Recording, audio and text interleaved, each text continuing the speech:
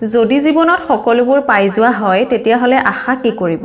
কিছুমান আধৰুৱা আশাতহে জীৱনত জীয়াই থকাৰ মাদকতা আছে। নিজকে যদি জীৱিত বুলি ভাবে তেতিয়াহ'লে বেয়া কথাৰ বিৰোধিতা কৰিবলৈ শিকক। কাৰণ ঢৌত শহে উঠি যায়, সাঁতুৰিব পৰাজন নহয়। প্ৰত্যেকৰ বাবে প্ৰাৰ্থনা কৰক।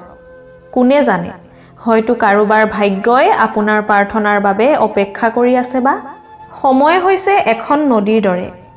আমি নদীৰ পানীক দুবাৰ চুব নোৱাৰোঁ। যি ধাৰা বৈ গ'ল সেই ধাৰা আৰু কেতিয়াও উভতি নাহে। গতিকে সময়ক সন্মান কৰক, এনেই সময় নষ্ট নকৰিব। আকাশৰ জোনটিয়ে যিদৰে খোজত আপুনি ৰলে ৰৈ যায়, ঠিক মৃদু বতাহৰ দৰে সেইগৰাকী মায়ে হয়, যি ৰ'দতো ছাৰ দৰে হয়। সোনকালে উঠাটো সদায়ে বহুত লাভৱান হয়, সেয়া লাগিলে টোপনিৰ পৰাই হওক বা অহংকাৰৰ পৰাই হওক। যেতিয়ালৈকে মই মোৰ এই অহংকাৰ আমাৰ ভিতৰত আছে তেতিয়ালৈকে আমি নিজকে কেতিয়াও নিজৰ মাজত বিচাৰি উলিয়াব নোৱাৰোঁ। সময়বোৰ গুচি যাব, কিন্তু খৰচ আমিবোৰ হৈ যাওঁ। আমাৰ মনটো সৰু ল'ৰা ছোৱালীৰ দৰে নহয়নে? দুখ আহিলে ৰৈ দিওঁ আৰু সুখ আহিলে দিশহাৰা হৈ পৰোঁ। কেতিয়াবা মা দেউতাই গালি পাৰিলে বেয়া নাপাব। ইয়াৰ সলনি এইটোৱে ভাবিব যে ভুল কৰিলে মা দেউতাই গালি নাপাৰিলেনো কোনে পাৰিব।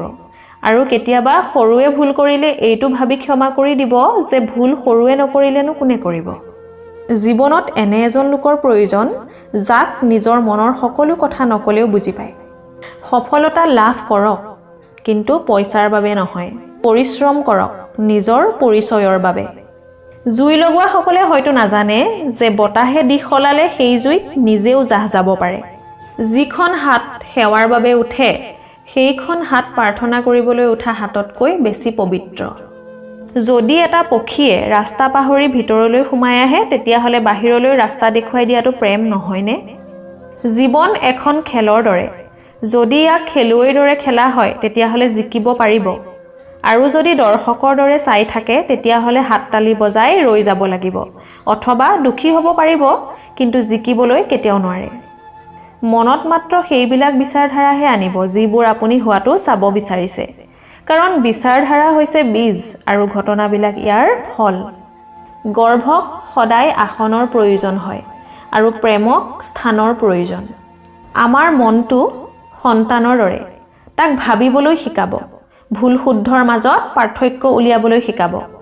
কিন্তু সি যি কয় তাকে মানি নল'ব।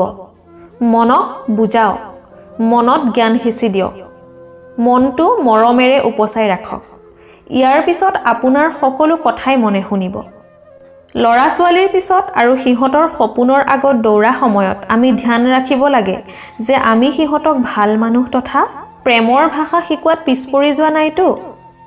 জীৱন এক প্ৰতিধ্বনি, সকলো আকৌ ঘূৰি আহে, ভাল বেয়া সঁচা মিছা সকলোবোৰ। সেইবাবে এই পৃথিৱীক সদায় ভাল দিবলৈ চেষ্টা কৰিব লাগে।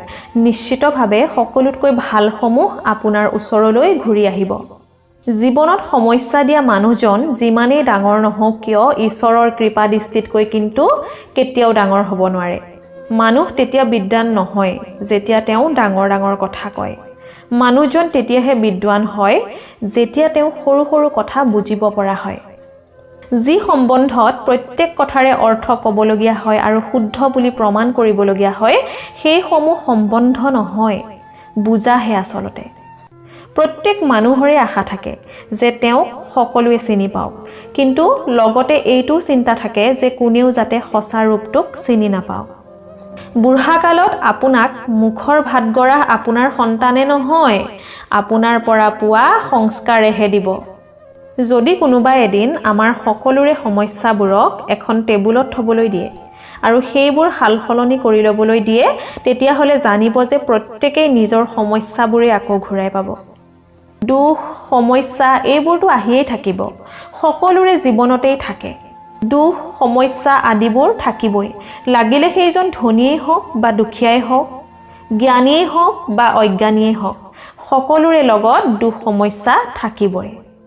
হাঁহি থাকক, জীৱনটো বহুত সৰু। প্ৰত্যেক মুহূৰ্ততে হাঁহি থাকিবলৈ চেষ্টা কৰক।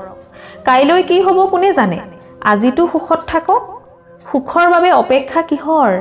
কেতিয়াবা আনৰ সুখতো এবাৰ সুখী হৈ চাবচোন। ধন্যবাদ।